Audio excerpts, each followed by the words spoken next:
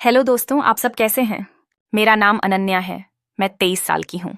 मेरी आंखें काली और चमकीली हैं, जैसे रात का आसमान, और मेरे बाल लंबे काले जो हवा में लहराते हैं और हर किसी का ध्यान खींचते हैं।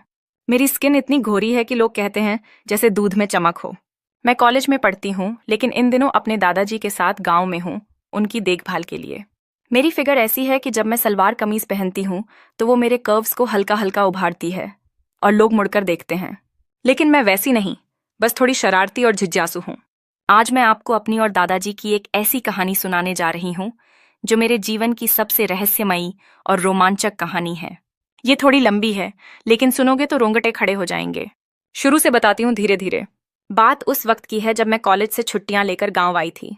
हमारा गांव का घर पुराना है, लकड़ी के खंभे, मिट्टी की दीवारें और छत पर पुरानी खपरैल टाइल्स जो रात में चांदनी में चमकती हैं।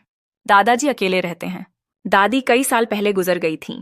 दादाजी की उम्र 60 के आसपास है, लेकिन वो अभी भी हट्टे कट्टे हैं।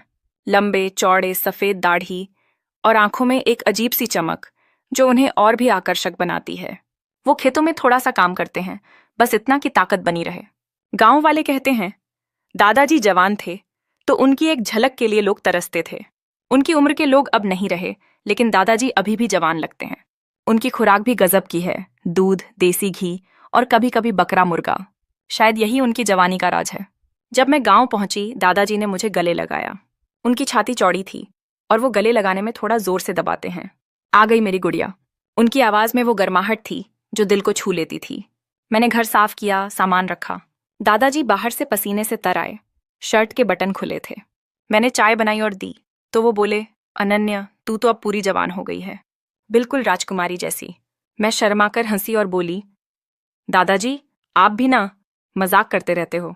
वो बोले, नहीं बेटी, सच कह रहा हूं। अब तेरे लिए कोई अच्छा सा लड़का देखना पड़ेगा। मैं हंसकर भाग गई। अगले दिन सुबह दादाजी बोले, चल तुझे गांव के पीछे वो पुराना तालाब दिखाता हूं। वहां का पानी इतना साफ है कि पीने से ताजगी भर जाती है। हम चले। रास्ता पेड़ों से घिरा था, जैसे कोई जंगल। दादाजी आगे आगे, उनकी पीठ चौड़ी और मजबूत। अचानक मेरा पैर एक जड़ में फंसा और मैं गिरने लगी। दादाजी ने पलटकर मुझे पकड़ा। उनका हाथ मेरी कमर पर था। संभल कर बेटी, ये रास्ते चालाक हैं। उनकी आवाज में चिंता थी, लेकिन उनकी नजर एक पल ज्यादा रुकी। तालाब पर पहुंचे। पानी इतना साफ था कि नीचे के कंकड़ चमक रहे थे। दादाजी ने मटके से पानी निकाला और बोले, पी ले अनन्या, ये पानी तेरी खूबसूरती को और निखार देगा। मैंने पिया। पानी मेरे गले से नीचे टपका। दादाजी की नजर वहां 1 सेकंड रुकी, फिर वो मुस्कुराए। चल अब घर चलते हैं। रात को छत पर बैठे तारे चमक रहे थे। दादाजी ने एक पुरानी कहानी सुनाई, एक राजा और रानी की। बीच बीच में वो कहते, रानी इतनी सुंदर थी कि राजा उसकी हर इच्छा पूरी करता था। उनकी नजर मुझ पर थी और उनकी आवाज धीमी हो रही थी। मैंने पूछा, दादाजी आपकी जिंदगी में भी कोई ऐसी रानी थी?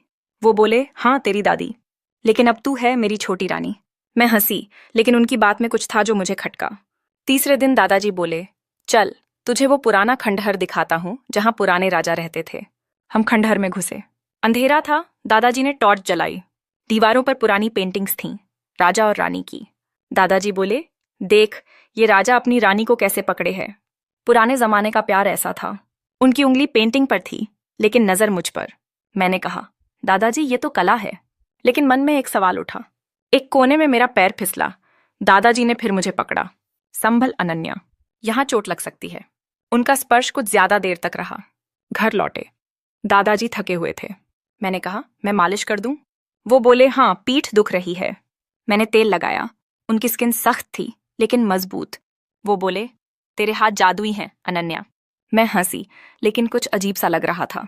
चौथे दिन दादाजी बोले, चल नदी किनारे चलते हैं। वहां रात में चमकने वाले फूल हैं। हम नदी किनारे बैठे, पैर पानी में डाले। दादाजी का पैर मेरे पैर से टकराया। वो बोले, तेरे पैर तो गुड़िया जैसे छोटे छोटे। मैंने हंसकर पैर हिलाया, लेकिन उनका पैर वहीं रहा।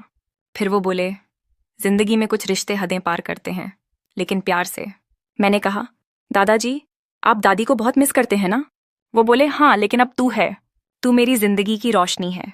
मैंने उनका हाथ पकड़ा और कहा, मैं हमेशा आपके साथ हूं। 5वें दिन दादाजी बोले, चल पुराना मंदिर देखने चलते हैं। वहां लोग अपनी गुप्त इच्छाएं मांगते हैं। मंदिर सुनसान था। दादाजी घुटनों पर बैठे प्रार्थना की। मैंने भी। प्रार्थना के बाद वो बोले, मैंने तेरे लिए कुछ मांगा और अपने लिए भी। मैंने पूछा क्या? वो मुस्कुराए, वक्त आने पर बताऊंगा। बाहर निकले, हवा तेज थी। मेरी चुनरी उड़ी, दादाजी ने पकड़ी। उनका हाथ मेरे कंधे पर था। संभल अनन्या, तेरी चुनरी जैसे तेरी खूबसूरती को ढकती है, लेकिन हवा में खुल जाती है। उनकी बात में कुछ था जो मुझे अजीब लगा। छठे दिन दादाजी ने पुराना रेडियो निकाला। चल पुराने गाने सुनते हैं। रोमांटिक गाने बजे। दादाजी बोले, तेरी दादी के साथ हम ऐसे ही डांस करते थे। वो उठे, मेरा हाथ पकड़ा और बोले, चल ट्राई कर। हम डांस करने लगे। उनका हाथ मेरी कमर पर था। गाना था प्यार किया तो डरना। दादाजी बोले, प्यार में डर नहीं होता अनन्या। मैं हंसी, लेकिन मन में सवाल उठा। 7वें दिन दादाजी बोले, चल वो पुराना बाग देखने जाते हैं जहां रेयर फल उगते हैं। बाग में फल तोड़े।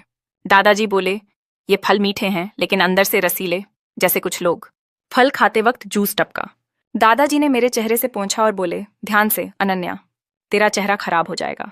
8वें दिन दादाजी ने कहा, आज तुझे वुड कार्विंग सिखाता हूं। हम बैठे लकड़ी पर काम करने लगे। दादाजी का हाथ मेरे हाथ पर था, गाइड करते हुए। देख, ऐसे नरमी से छूना पड़ता है। उनकी आंखें मेरी तरफ थीं और मुझे कुछ अजीब लगा। 9वें दिन दादाजी ने एक पुरानी डायरी निकाली। पढ़ अनन्या, मेरी जिंदगी की कहानी।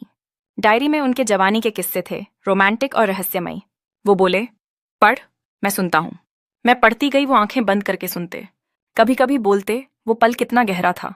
10वें दिन की रात थी। गांव में सन्नाटा था, जैसे जंगल की आवाजें फुसफुसा रही हों। आसमान में बादल थे, चांद छुपा हुआ था। दादाजी ने मुझे घर के पीछे पुराने बरगद के पेड़ के पास बुलाया। उनके हाथ में एक पुराना जंग लगा संदूक था। उनकी आंखों में वो प्यार वाली चमक नहीं थी, बल्कि एक ठंडा रहस्य था। अनन्या, इन 10 दिनों में मैंने तुझे बहुत कुछ दिखाया, बताया, लेकिन आज जो बताऊंगा वो तेरी जिंदगी बदल देगा। मेरा दिल जोर जोर से धड़क रहा था। उनकी बातें, वो हल्के हल्के स्पर्श, वो सब क्या था? दादाजी 60 के थे, लेकिन उनकी ताकत, उनकी जवानी, कैसे? गांव वाले कहते थे वो कभी बीमार नहीं पड़ते, लेकिन क्यों? और वो अकेले क्यों रहते थे? दादी की मौत के बाद किसी को घर में क्यों नहीं आने दिया? मेरी माँ तक को दूर रखा। दादाजी ने संदूक खोला। अंदर एक काला कपड़ा था और उसके नीचे एक चमकता ताबीज, जिसके बीच में नीला पत्थर जड़ा था, जो लालटेन की रोशनी में धड़क रहा था। दादाजी फुसफुसाए, ये ताबीज हमारे खानदान का सबसे बड़ा राज है। इसे पहनने वाला वो कर सकता है जो कोई आम इंसान नहीं कर सकता। मैंने पूछा, क्या दादाजी? वो बोले, ये ताबीज उस तालाब के पास एक गुप्त रास्ता खोलता है जिसे मैंने तुझे दिखाया। वो रास्ता एक ऐसी जगह ले जाता है जहां समय ठहर जाता है। मेरी रीढ़ में सिहरन दौड़ गई। समय ठहर जाता है? क्या यही दादाजी की जवानी का राज है? क्या वो ताबीज पहनते हैं? और वो अकेले क्यों? दादाजी ने ताबीज मेरे हाथ में रखा। वो इतना ठंडा था कि मेरी उंगलियां सुन्न हो गईं। इसे पहनने से पहले एक कसम खानी होगी, और अगर तूने तोड़ी तो। वो रुक गए। अचानक हवा तेज चली, लालटेन डगमगाई और बरगद के पेड़ से एक अजीब सी आवाज आई, जैसे कोई औरत कराह रही हो। मैं डर से पीछे हटी। दादाजी, ये क्या है? वो मुस्कुराए, लेकिन उनकी मुस्कान डरावनी थी। अनन्या, तूने मुझ पर भरोसा किया ना? अब आखिरी टेस्ट है। इस ताबीज को पहन और मेरे साथ उस रास्ते पर चल। लेकिन ये याद रख, जो वहां है वो तेरी दादी से जुड़ा है, और शायद तुझसे भी। मैंने ताबीज छुआ और अचानक एक धुंधली तस्वीर उभरी। एक औरत जिसका चेहरा मेरे जैसा था, लेकिन उसकी आंखें खाली थीं और वो चीख रही थी। उसके पीछे दादाजी खड़े थे, जवान, मजबूत, लेकिन उनकी आंखों में वही अजीब चमक। तस्वीर गायब हुई और संदूक अपने आप बंद हो गया। हवा में एक ठंडी सिहरन थी। दादाजी बोले, रात खत्म होने से पहले तुझे चुनना होगा अनन्या। वो जगह तुझे जवान रख सकती है, लेकिन कीमत चुकानी होगी। मेरे दिमाग में सवालों का तूफान था। क्या दादाजी वाकई 60 के हैं? वो अकेले क्यों? वो जगह क्या है? दादी की मौत का राज क्या है? वो औरत कौन थी? मेरा दिल सस्पेंस से भर गया था। दादाजी ने मेरे कंधे पर हाथ रखा और फुसफुसाए, जो आगे होगा वो कोई कहानी नहीं बता सकती, लेकिन मैंने तुझे इसीलिए चुना क्योंकि तू मेरी तरह है। क्या होगा आगे? क्या अनन्या ताबीज पहनेगी और गुप्त रास्ते पर जाएगी? दादाजी की जवानी का राज क्या है? वो अकेले क्यों रहते थे? वो जगहें, तालाब, खंडहर, नदी, मंदिर, क्या सिर्फ दिखाने के लिए थीं या कुछ छुपा था? वो औरत कौन थी, दादी या अनन्या की कोई परछाई? क्या ये एक श्राप है या कुछ और डार्क सीक्रेट? जानने के लिए अगला भाग जरूर देखें। हमारी कहानी को और रोमांचक बनाने के लिए इस चैनल को सब्सक्राइब करें, लाइक करें और कमेंट में बताएं कि आपको क्या लगता है, अनन्या क्या करेगी। कंटिन्यू।